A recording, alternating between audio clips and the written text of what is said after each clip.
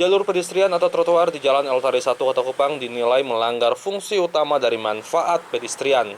Sesuai aturan, syarat dari trotoar yang baik ialah harus ramah bagi difabel. Namun pada trotoar di sepanjang Jalan Eltari, tepatnya di depan gedung DPRD hingga Pengadilan Tinggi NTT, jalur tengah atau Uding Block bagi difabel malah terhalangi oleh penempatan tiang lampu penerangan jalan. Menanggapi hal tersebut, anggota Komisi 3 DPRD Kota Kupang, Adrianus Tali mengatakan, fungsi trotoar harus tidak mengganggu akses bagi kebutuhan masyarakat. Penggunaan anggaran jelas untuk mengakomodir kebutuhan masyarakat, dan jika tidak, maka perlu dievaluasi oleh pemerintah Kota Kupang. Ketika pembahasan anggaran itu, kita menyetujui anggarannya, toh.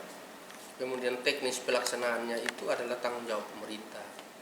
Tetapi ada catatan-catatan yang diberikan kepada pemerintah, walaupun itu menjadi kewenangan pemerintah. Pelaksanaan anggaran itu harus sesuai dengan aturan yang berlaku, proses pelaksanaannya. Terkait dengan pembangunan trotoar, kan kita tahu fungsi trotoar.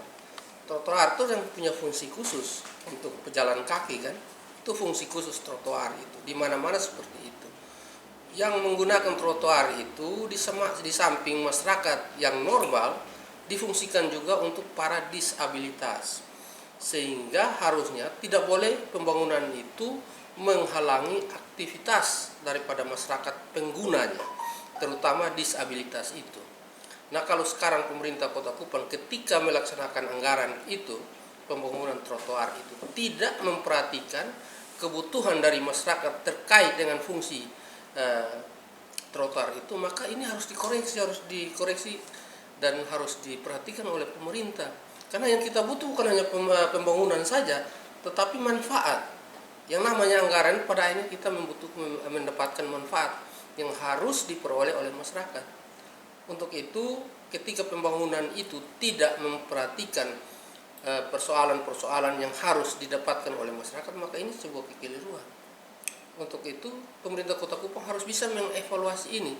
Pembangunan trotoar menggunakan APBD senilai 5 miliar rupiah tahun anggaran 2020.